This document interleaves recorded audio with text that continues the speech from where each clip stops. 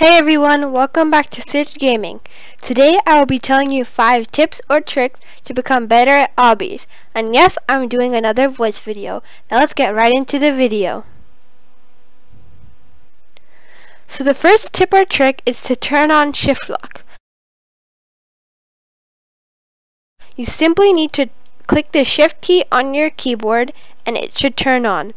This makes obbies much easier and you will die less. If you do click the shift key on your keyboard and it does not turn on, you need to enable it. If you do not know how to do that, watch this video right here on how to enable shift lock, and I will be teaching you how to turn it on. I will also be putting the link underneath the video. So the next tip or trick is to always take your time. If you go just a bit too fast, especially on these kinds of obbies, you can easily fall. For example, you need to time it right over here and you might not click the button in time, so you can fall. So always take your time. So the third tip or trick is to press spacebar and then jump. I'm pretty sure most of you guys, when jumping, you press the forward button and then the spacebar. But what if you're in this scenario when you're super close to the obstacle, especially these kinds when the obstacle sticks up, and since the Roblox thing, what it does is whenever you walk forward, your leg, it sticks out just like that. So what if you're in the scenario when you're very close to the obstacle? When you try and press forward and then jump, your leg moves forward, touches the obstacle, and you die. Now what do you do if that happens to you?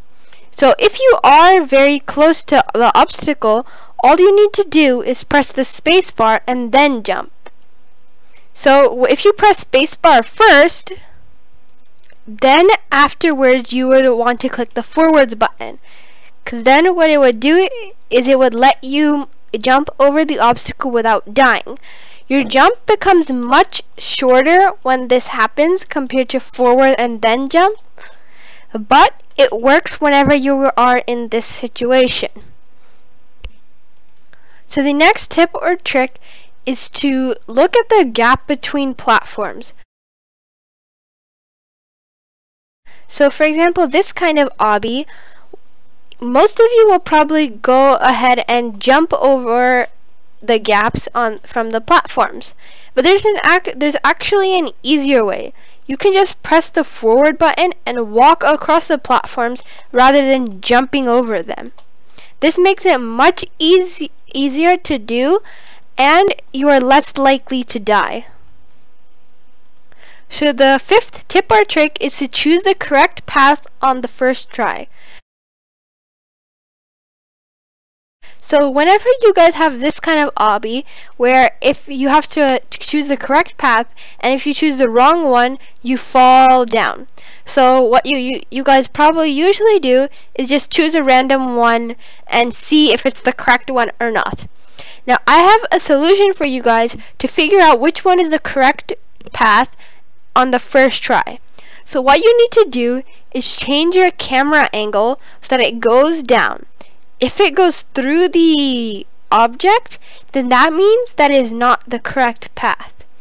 So this red one, it's going through, which means that one is not the correct path either. That if your camera does this and it starts to go towards you and you're still on the path, then that means that path is the correct one. So I did that, and now I know that the green path is the correct one. Now let's do this trick again and get it on the first try. So the blue one is going through. The green one, it's going through. Now let's check the red one. The red one is going through.